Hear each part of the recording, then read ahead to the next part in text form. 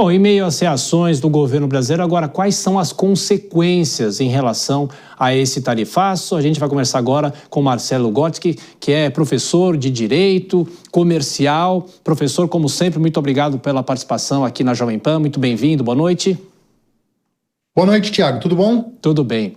Bom, professor, primeiro eu queria perguntar o seguinte, em relação ainda a essa decisão do governo dos Estados Unidos de impor uma investigação à própria economia brasileira, falando sobre um método de pagamento como o Pix, não cita especificamente o Pix, mas fala em métodos de pagamento, cita 25 de março, cita outros pontos. Uma investigação dessa, no âmbito comercial do planeta, pode trazer quais sanções para o Brasil, se é que pode trazer sanções? Qual que é o próximo passo disso, ou é só uma ameaça, professor? Porque não pode redundar em, por exemplo, a punição ao Brasil. Olha, na prática, o que aconteceu até agora foi a abertura de um processo investigatório e esse processo está numa fase muito incipiente ainda e a partir do dia 17, ou seja, amanhã, o governo americano vai receber comentários e sugestões de como conduzir isso. Inclusive hoje, se você entrar no site do USTR, do United States Trade Representative, não é nem possível enviar sugestões e comentários ainda. Isso vai ser a partir de amanhã. Tá? Logicamente, eles já devem ter algum material prévio, algum início de investigação interna, mas eles vão ouvir todas as partes interessadas. Até mesmo o governo brasileiro pode se manifestar a respeito disso. Uma vez concluída essa fase de obtenção de informações, comentários, etc., é que eles vão começar a efetivamente preparar o processo e um relatório final que vai ser emitido, Deus sabe quando, porque isso vai demorar um pouco, isso não é um processo simples, tá? Mas nada vai acontecer antes de 3 de setembro, como indicado na informação que foi passada pelo USTR para o mercado como um todo, tá? Então ainda está numa fase muito incipiente. É possível que tenha algum tipo de punição? É bem possível. Mas nesse momento ainda não dá para saber exatamente para que lado vai andar isso tudo, tá?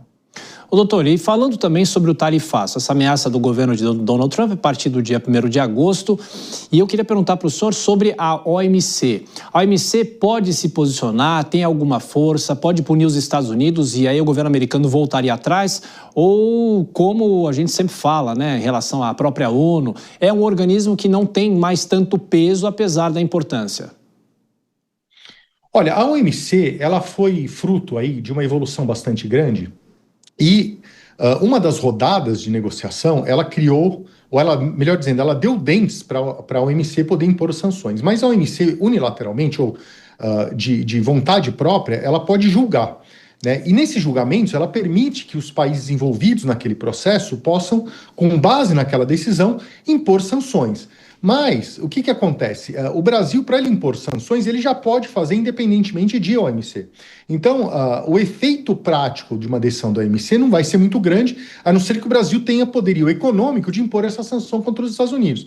Então, honestamente, eu vejo que um procedimento perante a OMC vai ser uma perda de tempo e de dinheiro. Se o Brasil acha ter um poderio econômico para impor sanções unilateralmente contra os Estados Unidos, que faça. Não precisa ir à OMC, instaurar um processo lá para isso, ou nada nesse sentido. Simplesmente vai lá. A ONU não tem o poder de impor esse tipo de sanção, porque não faz parte. A ONU é um organismo de outra natureza, né, e a gente está falando de relações comerciais que têm que ser tratadas perante a OMC. Tá? Doutor Marcelo, que também é mestre em Direito Internacional, vou passar para as nossas comentaristas. A próxima pergunta, doutor, de Dora Kramer. Dora. Professor, boa noite. Eu tenho 250 milhões de perguntas, mas eu vou precisar escolher uma aqui. Bom, vamos lá. Vamos deixar o patriotismo de lado, e não sei se dá para a gente saber agora, porque a primeira investida do Trump na questão das tarifas, ele fez uma argumentação objetivamente estapafúrdia, né, com a questão do déficit, quando, na verdade, há um superávit nos Estados Unidos em relação ao Brasil. Nessa questão agora da abertura da investigação, ela há algum fundamento objetivo para essa suspeita, para se investigar as práticas comerciais do Brasil? Olha, os argumentos colocados nessa Section 301, como é chamada, nessa investigação do USTR, os argumentos são vários. Um deles é a questão do arranjo de pagamento aí, que a gente supõe que seja o Pix, né? Que teria imposto algum tipo de restrição, por exemplo, né, ao WhatsApp Pay, né? Me parece que esse argumento é um argumento fraco, porque o Pix ele não impede do WhatsApp Pay funcionar. Inclusive, se a gente entrar no WhatsApp hoje, o WhatsApp Pay ele funciona normalmente, né? Ah, mas o Estado brasileiro criou uma concorrência desleal, algo nesse sentido? Não acho que seja uma concorrência desleal, porque, afinal de contas, o Banco Central ele não compete, ele simplesmente ele cria uma série de regras, que é chamado de arranjo de pagamento, como é determinado pela norma do direito bancário, direito financeiro brasileiro, né? Então é um arranjo de pagamentos que é um conjunto de normas. E ele dá infraestrutura para que os bancos, as instituições financeiras, as empresas de cartão de crédito, elas compitam lá dentro. Então o Banco Central não compete. Se o WhatsApp quiser competir com tudo isso, ele pode, inclusive ele tem a própria infraestrutura para isso. Então me parece que esse argumento não é um argumento muito forte. Agora, existem outros argumentos que eles são um pouco mais palpáveis. Por exemplo, a gente sabe que há uma certa restrição à liberdade de expressão hoje acontecendo no Brasil. Então esse argumento me parece ser um pouco mais forte. O fato de anularem todos os procedimentos de Lava Jato, etc., independentemente do mérito de erros procedimentares que aconteceram no caso da Lava Jato, a gente sabe que a gente percebeu um aumento de corrupção aí com o fim da investigação da Lava Jato. Então, há uma promoção, né, do aumento da corrupção no Brasil. Então, isso é um argumento a ser levado em consideração. Se foi feito de maneira adequada ou não, isso vai ser dito lá pelo governo americano de acordo com o entendimento deles, né? A questão do etanol, como foi apontada, a gente impôs uma tarifa aí do imposto de importação do etanol americano. Então, isso é um argumento que, em tese, é válido. A gente não sabe se isso é uma restrição só para os Estados Unidos ou não, isso vai ter que ser apurado também lá nesse procedimento investigatório. Então, em tese, a gente sabe que alguns dos argumentos são mais fracos e outros são mais fortes. E eu não estou falando aí com base em nacionalismo, em ser um brasileiro ou não, estou falando com argumentos técnicos. E parece que em algumas questões o argumento pode ser considerado um pouco mais forte aí, tá? Doutor Marcelo, pergunta agora de Deise Ciocari. Deise. Professor, boa noite.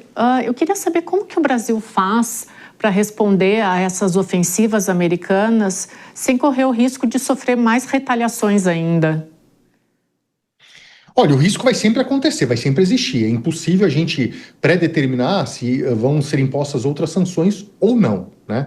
Agora, esse procedimento da Section 301, ele é um procedimento que ele está bem formatado na lei de 1974 dos Estados Unidos, e ele permite, num primeiro momento, que sejam feitas consultas diplomáticas. Inclusive, não só permite, ele determina que sejam feitas consultas diplomáticas. Então, possivelmente, já deve ter sido enviado um tipo de correspondência ao governo brasileiro, não sei se o governo brasileiro já recebeu ou não, mas a lei determina que seja feita uma consulta diplomática. Então, há uma chance muito grande de, muito em breve, o governo brasileiro sentar com o governo americano para tentar resolver esse impasse que está sendo criado agora, tá? E ao longo do procedimento, a qualquer momento, podem ser feitas ofertas aí a partir do governo brasileiro, para, se o governo brasileiro entender que há um problema a ser resolvido, falar, olha, a gente pode mitigar esse problema dessa maneira, tá? A lei de 1974 dos Estados Unidos, ela fala que a resposta imposta pelo governo americano tem que ser sempre proporcional, né, ao dano que foi causado ao Estado americano, né? Então a gente sabe, se, por exemplo, se tiver um dano de $1, vai ter que ser dada uma resposta de $1. Se for de $1 trilhão, vai ter que ser dada uma resposta de $1 trilhão. Mas há todo um mecanismo de negociação e o governo brasileiro pode entrar num acordo para evitar a aplicação de qualquer tipo de sanção. Se essa negociação for feita em boas bases e ela chegar a um bom ponto, então a gente vai ter aí uma possibilidade de evitar uma sanção imposta unilateralmente pelo governo americano. Então tem como negociar isso. Aí vamos ver se a diplomacia brasileira ainda tem condições, né, o jogo de cintura, para saber negociar e chegar a um ponto comum aí que seja interessante para todo mundo. Doutor Marcelo, uma última questão de forma breve, por favor. Como que é possível fazer uma negociação, diante do que a Deise perguntou para o senhor, se a questão é política, não é uma questão eminentemente econômica, né? Olha, a política ela pode ser negociada nas relações internacionais, e é uma questão meramente diplomática, né? Se a gente entender que não há condições de fazer aquilo que o governo americano quer, então aí a gente talvez tenha que sofrer as consequências, né, de ser imposta uma sanção pelo USTR, pelo Trade Representative dos Estados Unidos. Se não houver espaço para negociar, paciência, a gente vai ter que aguardar a sanção mesmo. Conversamos com o Dr. Marcelo Godtke, que é especialista em direito empresarial, doutor pela Universidade de Colômbia. Mais uma vez, professor, obrigado pela gentileza e volto sempre à Jovem Pan. Obrigado, boa noite.